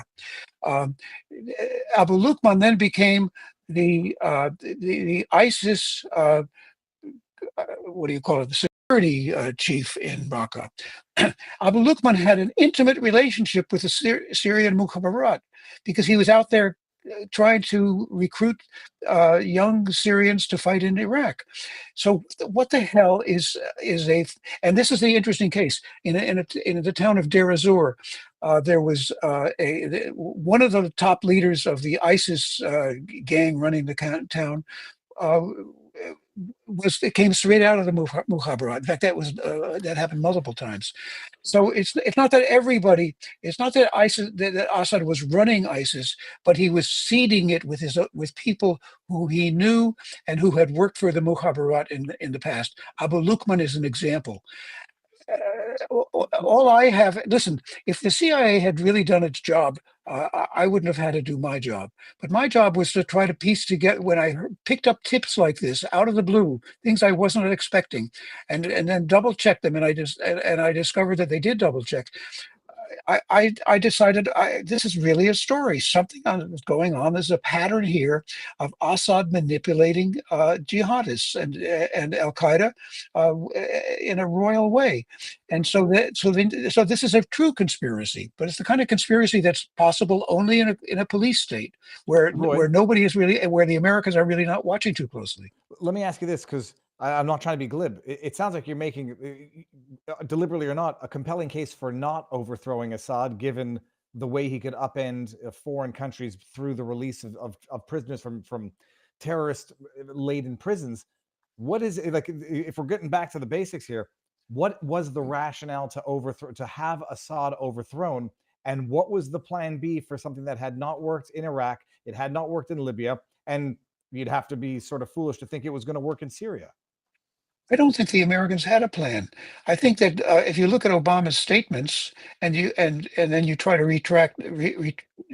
look behind them and see what was going on in the discussions in the National Security Council, Obama's whole operation was based on rhetoric, declaring support for the rebellion, and then doing de minimis, doing the absolute minimum. What Obama had his ambassador to Syria tell the rebel, let's say the rebellion at the very beginning? He told them, if you want to get rid of Assad, go and see the Russians. Ask them, because implying the United States is not going to take a lead role. I found this astonishing, but Robert Ford confirmed it to me. So Obama was basically not the ogre that he's being described as the man who tried to overthrow Assad. No, he was trying to avoid it. Repeatedly. Anyway, let me stop there. Now, Scott, I think you're going to want to address that. That's a great place to start. No, that's partially correct. I mean, Obama did back this whole thing from 2011 on, but I think it's absolutely clear that he was afraid to see Al-Qaeda and or ISIS actually sack Damascus and what that would look like. And so he had gone with a policy that one Israeli official had described to the New York Times as let both sides continue to hemorrhage to death. We don't want either side to win. Not that we want peace. We want to keep the thing going as long as possible, just to weaken everyone involved, was what they said they wanted to see. That was on the front page. I think that's quite credible. But if I may ask this, and Scott, let me ask that. If letting them fight to the death between the two of them is Israel's plan, I mean, it seems that there's nothing they could do right then, because if they get involved for whatever the reason, they're getting involved, and if they let them fight among each other, they're to blame for letting them fight among each other.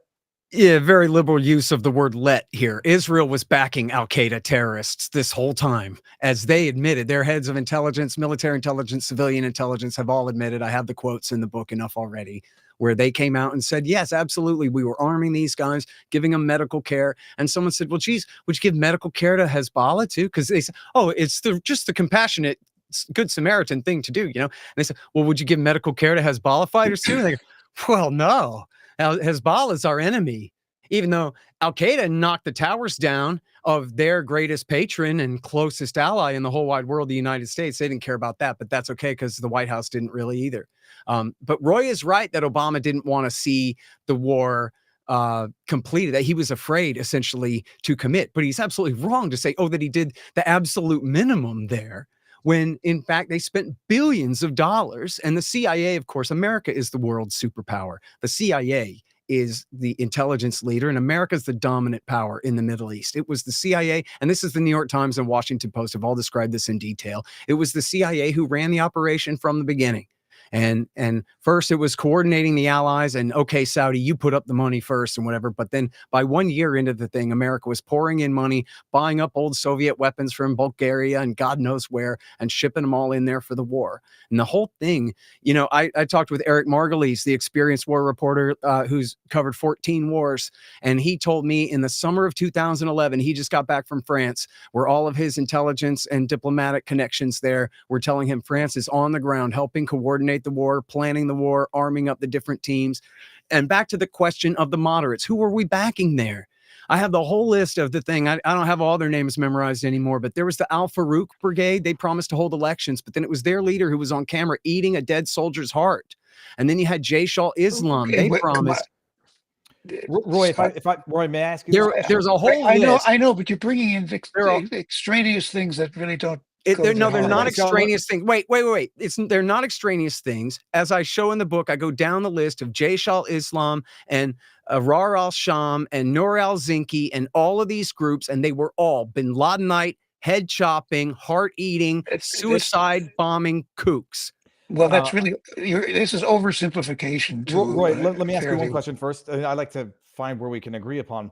Roy, do you concede or agree? Is there truth to the statement that Israel is supporting Al-Qaeda because they're antagonistic to Hezbollah and that there was no strategic interest to do so?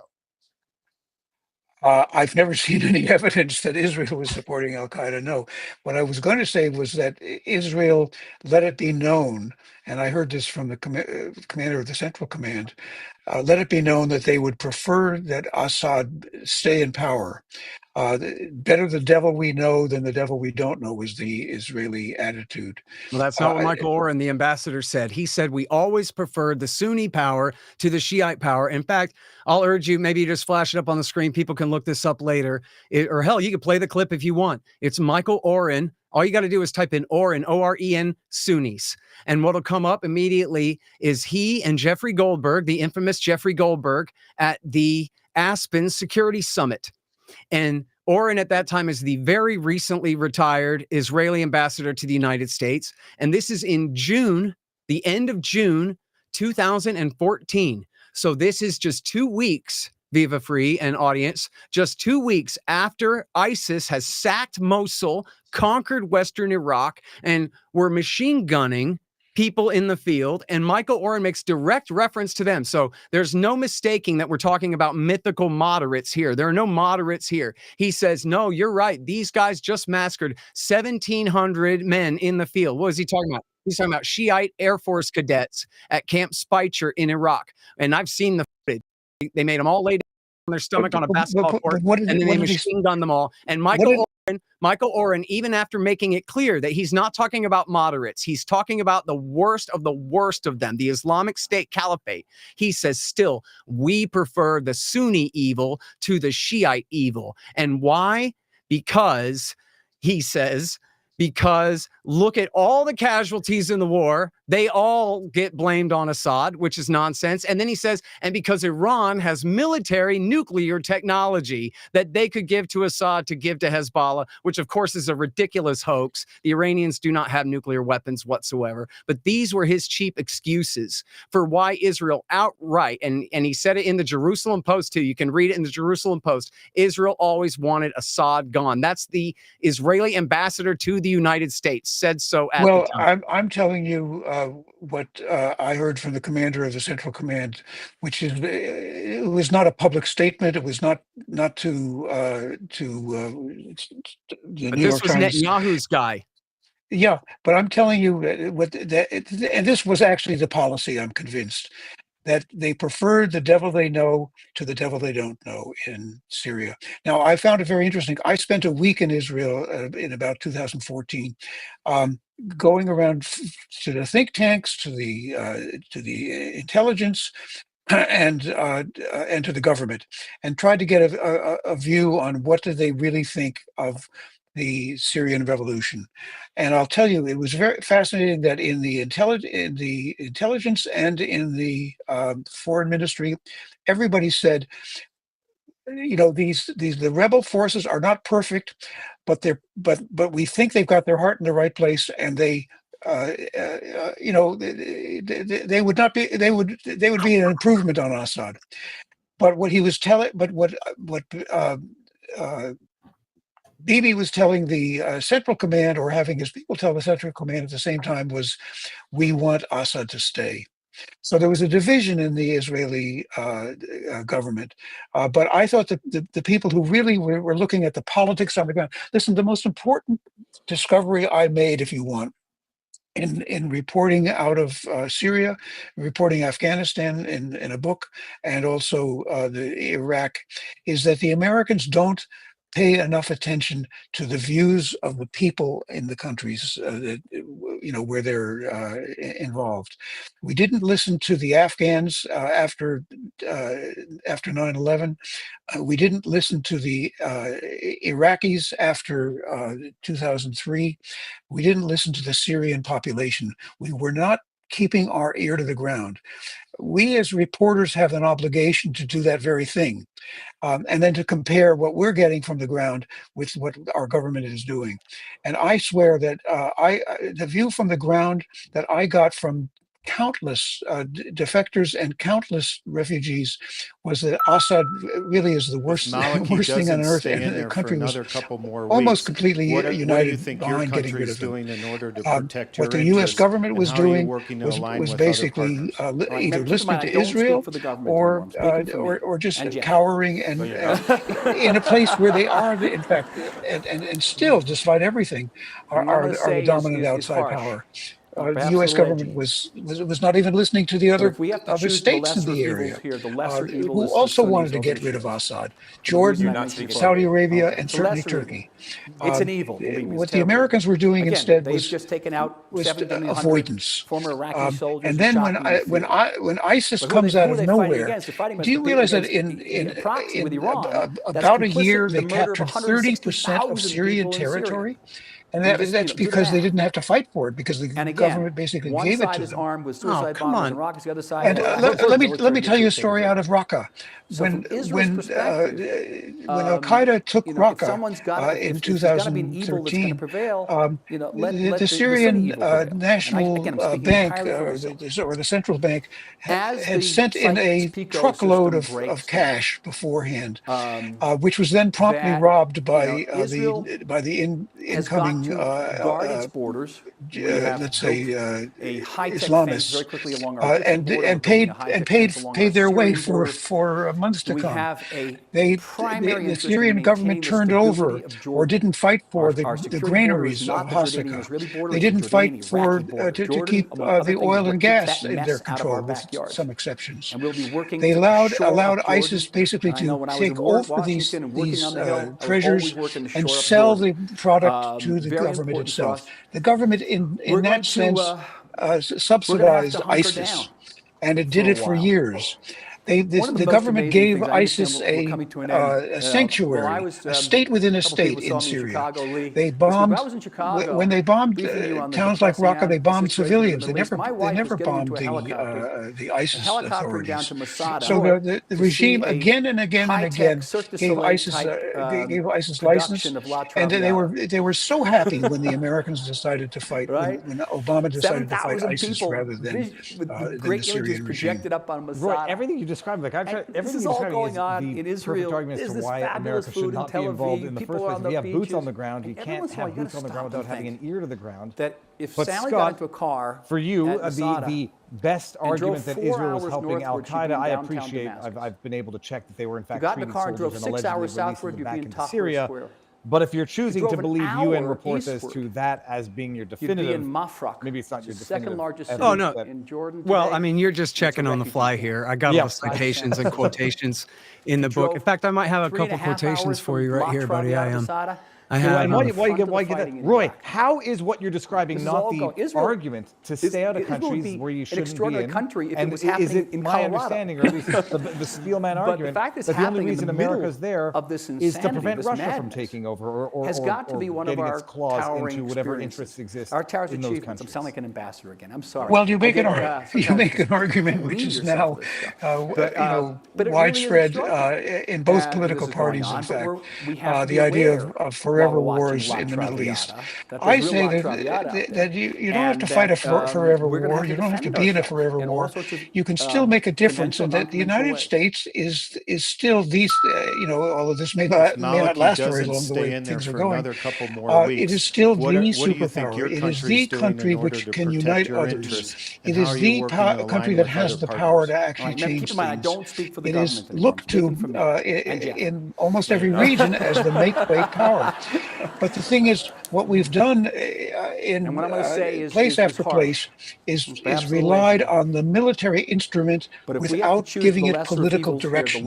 Because if you're going to use force, you've got to have an idea of how you want things to come out. You have to have a political goal. You have to talk about the day after. This is something that successive administrations going back, who are they fighting against? maybe not even Bill Clinton, but certainly to George Bush that's complicit in the murder of Jr. 160,000 people in Syria. We have allowed the use of force without political direction, without political goals. That's the lesson we should learn, and we could get better at it. In other words, it's often, for example, in Syria, I don't think it was either a binary choice. Roy, I got to stop you. Again, I'm speaking I think we're having tech issues. People are saying that there's an audio playing over an audio, and I hear it on Rumble, but I don't know if it's Rumble or on the tech end. Sorry. Israel. It wasn't a binary choice in Syria of sending it. This is the way Obama portrayed it, sending it in the 82nd Airborne or doing nothing. No, there were many steps in between.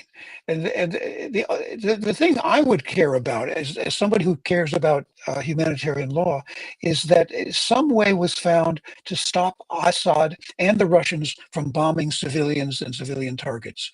I mean, there were a dozen ways to do it, from cruise missiles to Stinger missiles. Lots of ways to stop the bombing of innocent civilians. We did nothing. We watched. We didn't even. The American government didn't even talk about it. We didn't hardly condemned it when the Russians did it. That I think is egregious. That's a bad use of power. But it's not to say that power cannot be used intelligently. I'm just saying it has not been. Scott, let me ask you a question. I do want to get back to. Do I hear a double audio now?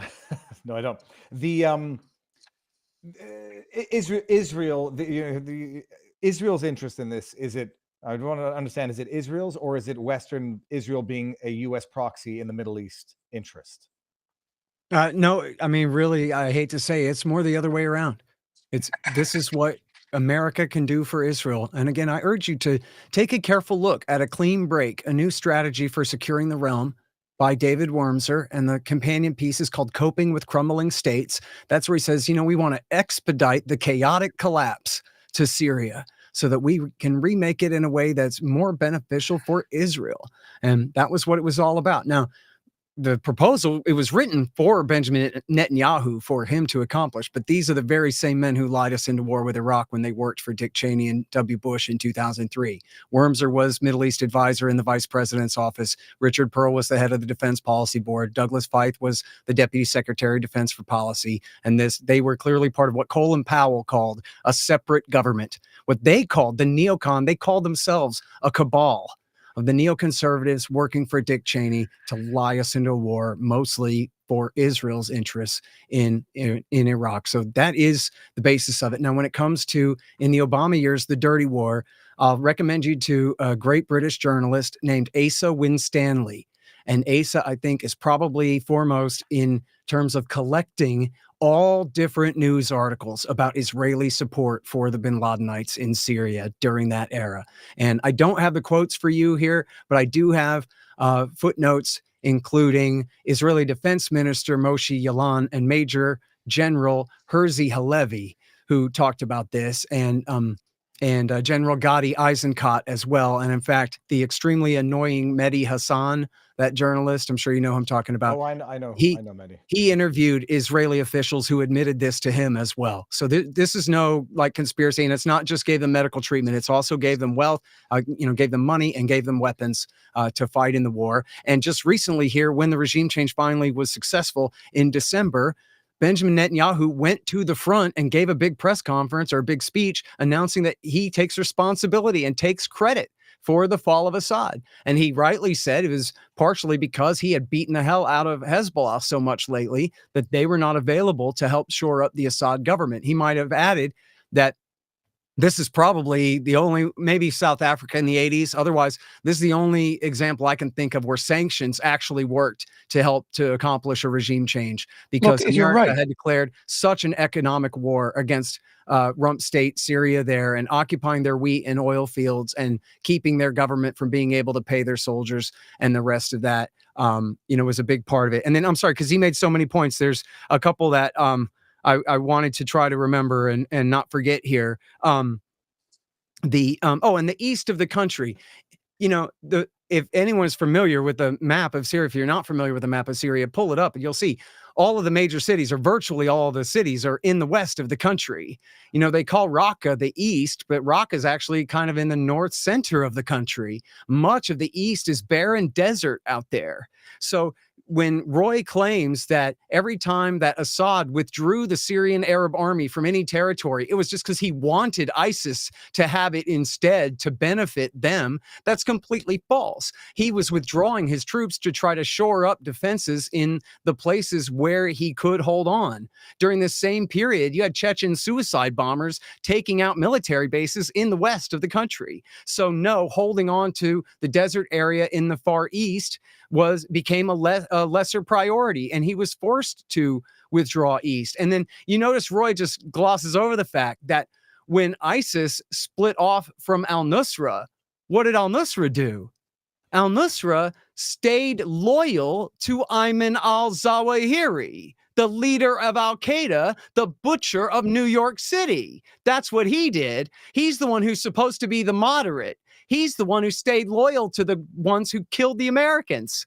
What did he do in Syria? The vanguard of the Sunni insurgency that fought Americans in Iraq War II. Roy says you're just not allowed to recognize these men as villains because somewhere there was just somebody less extreme than them that also was a part of this uprising somewhere. But look at who led it the whole time, including right up into today. Who was dragging a guy to death in the street yesterday? Jolani's men. That's who. Let me ask this. I mean, Roy, and I don't know how much time we go on for. I'll look to our producer up there to see. But Roy, what is the end game? So they've overthrown, whether or not Assad's out, it's chaos. Christians are being slaughtered, and the sectarian violence is out of control. I don't think anybody would say it's better now than it was before Assad fell. I think they'd say the opposite. What the hell is the long game? I wanted to agree with Scott on one point. He was quoting Bibi taking credit for the fall of Assad. And to a certain extent, that's true. It was the war in Gaza and Israel's assault, sometimes very clever, sometimes brutal, on Hezbollah, that definitely changed the equation in the entire Middle East. It was the attacks on Iran, both the Iranian forces and Iranian convoys transiting Syria, and then fighting Iran on the ground, or at least bombing Iranian positions on the ground. It was that, and then the other factors were the Russians losing interest in supporting Assad. Because Assad had been obstinate and refusing to make peace with Turkey, and it was Turkey giving the green light to the Jolani people. So it was a combination of international, a change in the constellation of forces in the region.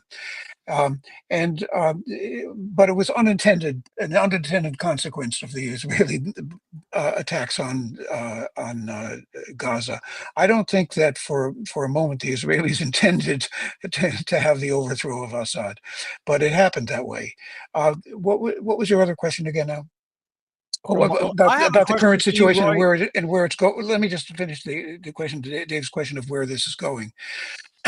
um, I haven't been there lately, but I'm hoping to go shortly to Syria to see not just what's going on in Damascus, but also to go back to Idlib, where Jolani basically was in control, or was the chief, the major power broker, and literally controlled the region with assistance from Turkey. What I've heard, though, is that this was not, for the 5 or 7 years that he was in control there, this was not a ruthless, brutal dictatorship. It was actually laissez-faire in an awful lot of ways, including women's dress and men's beards and other things.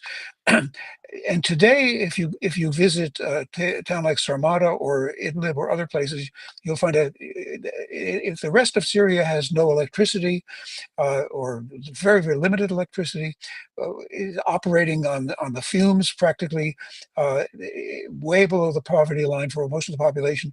The situation in Idlib is very different, where you have 3.5 million people, more than half of them who fled other parts of Syria because they were forced out by Assad's barrel bombing. That this is actually a prosperous, thriving region, and that is where Jolani had been dominant for all those years. Now, is he going to bring that to Damascus? Is he trying to, or does he have a different approach to Damascus? Well, he's from Damascus. He's from the middle class in Damascus. That doesn't tell you what he's going to do, but it tells you something about where he's coming from. Sorry, I didn't know if you're finished. Well, just that I don't think we know. This is a work in progress. The killings in Latakia are something that I don't quite understand fully, but it looks to me like it was provoked by Assad loyalists, and by and maybe with support from the outside, either from Assad himself, or from the Iranians, or somebody, or maybe even Hezbollah indirectly. It was a bloodbath. There's no question. But you have to ask the question: who set it up? How and who fought? And what was really going on in towns like Banias, which was the scene of a bloodbath during the uprising? We don't know the answer to that one yet. It was a nasty and a terrible thing. I'm not sure that I would conclude that the country is finished based on that. And secondly, on the handling of the Christian minority in Syria, certainly everything that al-Shara, formerly Jolani, has said is that he intends to honor, to respect them, and to protect them. Will he do it? Does he do it? It remains to be seen. But so far, I don't think you can really fault him on it. Scott, do you want to answer before we take a brief Sure. pause? Go for it, because I think you Yeah. look ready to go. I mean, anybody listening to this has got to be kind of bewildered, right? Bashar al-Assad, the secular Baathist with the clean-shaven chin and the three-piece suit, beyond the pale. The bin Ladenite suicide bomber head choppers who proudly fought against America in Iraq War II. Hey, they're a work in progress, man. You know, we might be able to figure out, we can work with them. Yes, they're murdering Alawites and Christians by the thousands right now, but we'll see, you know, how it goes. At least they're not using barrel bombs to do it. I mean, this is completely crazy. And again, this guy, he sat down with Frontline, Jelani, and said, yes, he was happy. He admits he was happy on September 11th. That was when he decided to join. Oh, he was a middle-class guy, huh? Yeah, so was Mohammed Atta, that crashed Flight 11 into the North Tower, dude. He was so happy on September 11th that he decided to make his life's work joining the Mujahideen. Then he went to fight Americans in Iraq War II, where he fought against them proudly in Mosul and Ramadi. This is the enemy. This is treason. The Biden government, I don't know if they did or not, but they said they were going to send them money. Roy says we ought to be helping them now. It's completely crazy. I don't know how anybody, okay, for example, Viva Frei. Think back to 2003 when America invaded Iraq. Well, Now, Bush, that was after Afghanistan. So the time frame is they did Afghanistan, use 9/11. That was the reason. I don't remember them using the pretext of 9/11 as much with Iraq. It was sort of the weapons of mass destruction. They wanted people very much to believe that Saddam was involved in 9/11 and certainly with Al-Qaeda and was going to give nuclear and chemical weapons he did not have to Al-Qaeda to use against Americans. That was essentially the excuse for the war. But now look, W. Bush, in effect, he gave all of Western Iraq to the bin Ladenites. Fallujah and Mosul and Ramadi and Samarra and all these lands in predominantly Sunni Iraq became Jihadistan. But that was a big, stupid accident. That was because he listened to David Wurmser and Scooter Libby and Richard Pearl and Douglas Feith. He didn't mean to do that, but I'm making an analogy here, Roy. Imagine, guys, if Saddam Hussein had been right in the middle of putting down a bin Ladenite insurgency already when W. Bush intervened to overthrow him. How absolutely crazy that would have been. That was the Obama policy in Syria, where you already have suicide bombers and head choppers running around. And Obama, not just Obama, but he's helping all of his allies. Again, Saudi, UAE, Qatar, Turkey, Jordan too, helping, and Israel. In fact, American Rangers training terrorists for the CIA in Jordan were shot in the back and murdered. 3 of them. People can look this up. There's a guy named Jack Murphy, not that Jack Murphy, another Jack Murphy, who was a special forces veteran who turned into a great journalist who did a story about this for SOFREP. These guys were training. They were Army Rangers, or maybe Green Berets, patriots, who were being made by the CIA to train terrorists. And then one of the terrorists shot them in the back and killed them. Imagine that's how you sign your boy up for the army, and that's how he dies, in the middle of being made to commit an act of treason for the enemy. And anybody can find that article by Jack Murphy there. And that's the nature of this war. It's fighting for the guys who swore loyalty to the guys who knocked down our towers. And that ought to be all anyone needs to know about how dangerous they are. And if, by the way, as I said already, I stipulated, Jelani is clearly trying to be less overtly psychotic than his predecessor, Abu Bakr al-Baghdadi, the leader of the ISIS caliphate before. He wears a monkey suit. He goes on front line with Martin Smith. He trimmed his beard a little shorter and is not cutting heads off right now, although there's been thousands of murders of Alawites and Christians. I'm sure there's some beheadings in there with the lynchings going on right now. But he's basically trying to follow American and Turkish public relations advice to moderate his methods of killing a bit so that he doesn't jeopardize American support. But everybody listen to this. Just think about how crazy this is, that for the last year and a half, Israel has bombed 50,000 civilians, only a few thousand Hamas guys, but 50,000 civilians on the pretext that, hey, they're somewhere near a Hamas guy. And if you're somewhere near a Hamas guy, it's perfectly okay to blow away any civilian. And yet in Syria, where these guys are literal Al-Qaeda veterans of Iraq War II and literal admitted head choppers and suicide bombers. Again, you can look at the Frontline interview where he admits it. Well, those guys, they're not so bad. They're not as bad as ISIS. Hey, they're probably more moderate, maybe, equivalent to, say, I don't know, Hamas. But that's why we should support them in Syria, they say. And in Look, fact, the look, Trump administration Scott, has even floated, Scott, maybe we should force all the Palestinians to go to Syria and live under let me Al-Qaeda rule there. let This me is completely interrupt you for crazy, 1 and all second with decent, one patriotic question. Americans ought to be 100% What opposed to every bit of it. here's my question. Here's my question for you. The day after, what do you want to see in Syria? Do you want to see a stable place, or do you want to see a place that's broken up? If you want a stable country, you've got to go with the authorities who are there now and try to moderate them. If you want a country to be broken up, that's a whole different ball Show me, game. Roy. Let me I ask think- you, where did I think America the only spread hope stability in any country in this century? bring stability. Yeah, where Well, did America actually, they bring did it in- stability? Relative stability in the Balkans. But that was You got to not go in back this- to in this century. 1995 when they That's a pretty bad When track record. when they- when they ruined the peace deal, the Lisbon peace deal that could have prevented the war in the first place. When Warren Zimmerman told Izetbegovic to unsign a peace deal he'd already signed and prolong the war Again, for 3 why years. do you think the Turks backed Jelani and let him be? You know, it was Turkish. I'm sure it was out of the military goodness of protection that- Erdogan's heart, right? It was for No, it was humanitarian a reasons. Is that what calculation. you're gonna say? It was a calculation that there's nobody else out there, No, he's that sticking one in the eye of the Ayatollah is why. and that maybe we can, and maybe that we or they, the Turks, can work with him.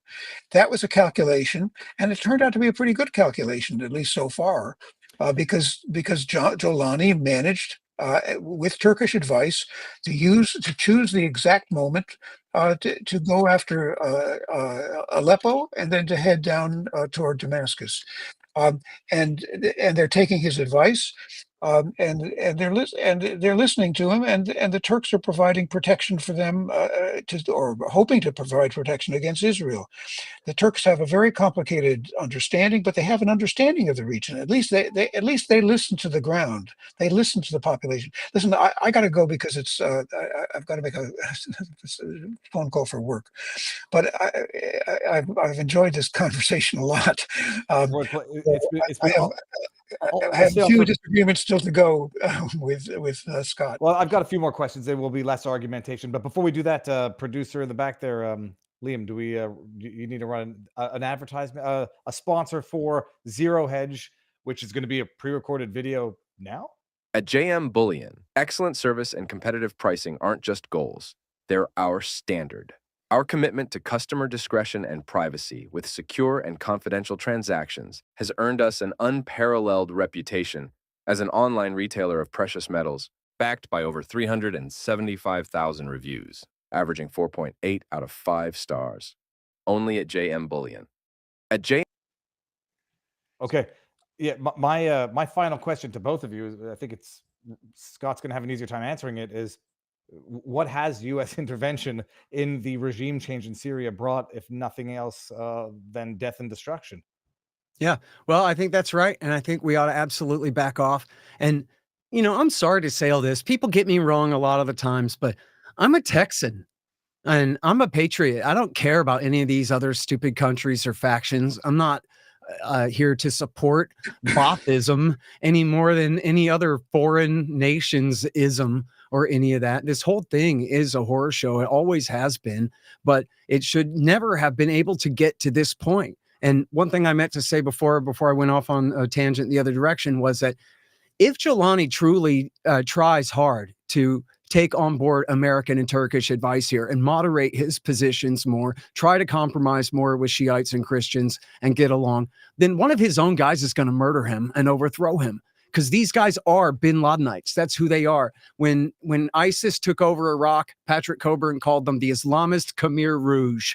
So for the young people, that means Pol Pot and the communists who took over Cambodia and were probably the most insane psychopaths ever to rule a nation state, killed 3 million of their own people on just absolutely berserker, psychotic kind of levels. That's how ISIS was in Western Iraq, especially. And that's how they fought their war in Syria. And that's a lot of how al-Nusra fought their war in Syria as well. Now, as I said, he's trying to take mostly American PR advice to not be so ruthless so that somehow they could characterize him as more like the Saudis or, just the Taliban or something moderate like that, so that somehow we're supposed to be able to tolerate this him in power. But I think if he sucks up to the Americans and the Israelis too much, then he's just going to get deposed. His only hope is essentially that what Roy was just saying, that he's really nothing but a sock puppet of Recep Erdogan, the dictator of Turkey, and that Erdogan is essentially using him to exert his own influence in Syria. I don't know if Syria even exists anymore. Israel has already invaded and taken a big chunk of it, almost to the outskirts of Damascus, including Mount Hernon. And the Turks, of course, have total dominance over the new bin Ladenite forces there. Israel, by the way, as soon as Al-Qaeda took over and they cheered it, they immediately bombed what was left of Assad's military forces, sank his navy, bombed all his weapon stores, because they are rightfully worried about what a bunch of heavily armed bin Ladenites on their northern border, what a danger they might be. Even though they're the ones who wanted this, they're already immediately, with no sense of humor whatsoever, second guessing that policy. And I think probably what's left of Syria is going to be what? It's going to be some kind of compromise, Kurdish mini state in the Far East, and on some kind, over the long term, some kind of compromise between Israel and Turkey. And the poor Syrians are going to have a say in this thing. Their nation state's power has been completely obliterated now. And I'm sorry. So my final statement is, so America should screw off and bring all our troops home from everywhere in the world and never intervene in another nation state on the planet ever again in any way, ever. Roy. Okay, look, what's missing from the equation that you describe on the ground in Syria is the Syrian people. And the Syrian people have been through a hell of a lot. They staged a national rebellion. They got barrel bombed and forced out. Half the population of the country fled either to the north or out of the country. They have a say, they have agency, and they should be listened to. And they should be listened to by us, by the United States, and by other countries, because they deserve the respect for what they've been through. They've been through a revolution. It's actually been a successful revolution, but it needs to be stabilized now. And the way to stabilize it is to try to let the economy start to grow, and to try to influence Jelani, or Shara, as he's now known, to keep it stable, and to keep it a hodgepodge, a mixture, a mosaic of so many different religions and beliefs. This is something that the United States can do. Your call for the American forces to withdraw from everywhere on Earth, I think, is a huge mistake. Whether we like it or not, and there's been a history of errors and mistakes by the United States. Nevertheless, there has been overall stability in the world since for 80 years. We shouldn't, like Donald Trump is doing, we shouldn't just dismiss that as irrelevant. That's actually the way we're all here and able to prosper and able to live and able to travel and able to trade until yesterday at least. Really, the United States is the indispensable power, whether we like it or not. It's just fate. It's the way things have come out, and it's the way. And with all of the mistakes and all the errors, my point is that we should learn from the mistakes. We should not pick up our marbles and go home. We should learn from the errors that have been made. And one of the biggest errors, especially in the Middle East, is not listening to the voice from the ground, to the real people, and not mastering the history, and not understanding the politics, and not even bothering. And if we do, maybe the State Department officials do, maybe the CIA people do, but it's not being communicated to the military, who are actually in charge of the instruments of power. We need to integrate our policy and make it more human-centered, and always think of the human factor here. I mean, I don't think that you for one moment, Scott, would welcome seeing this, the slaughter of any nation on earth, including Syrians, including the Gazans, including Israelis, anybody. And this is something that the United States can help prevent, but it's got to prevent it by observing the rules of war, for one thing, and by insisting that other people observe them.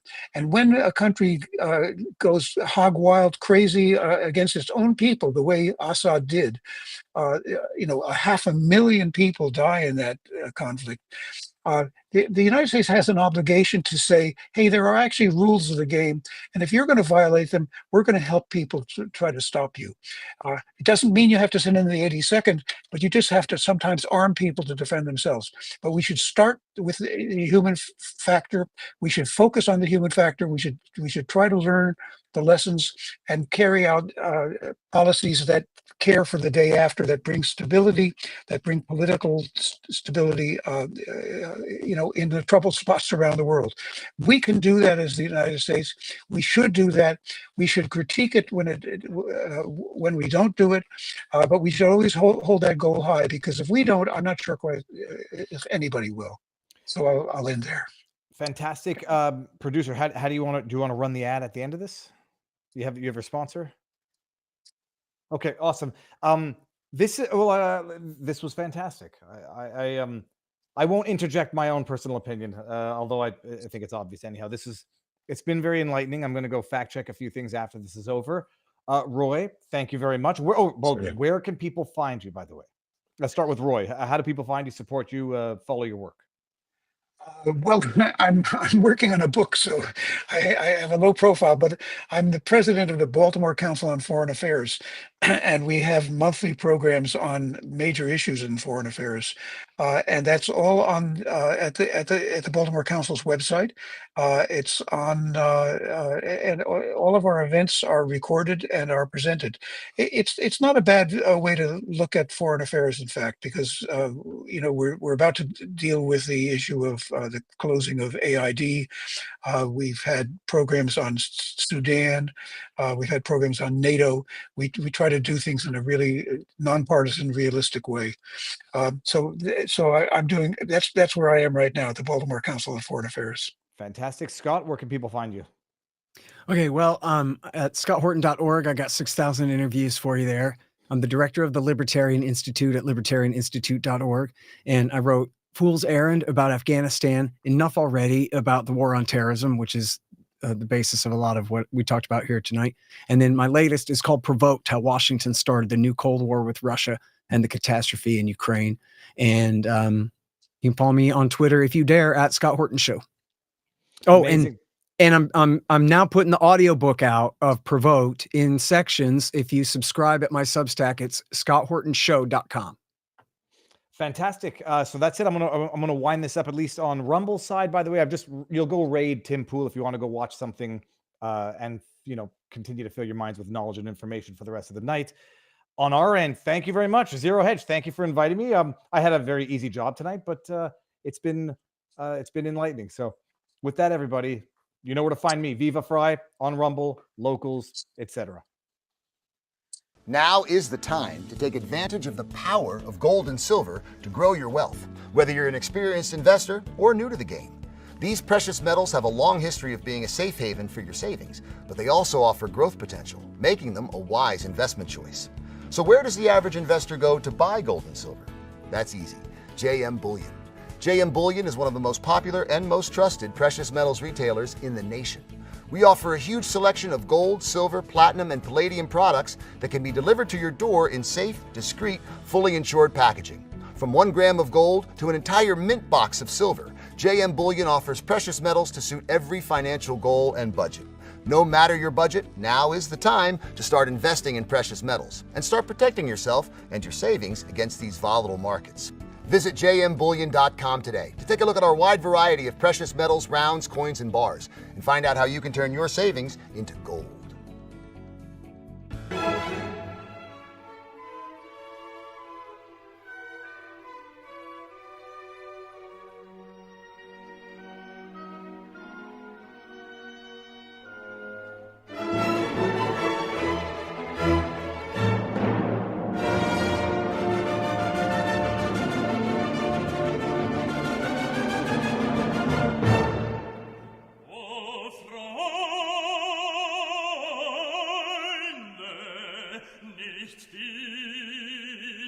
tönen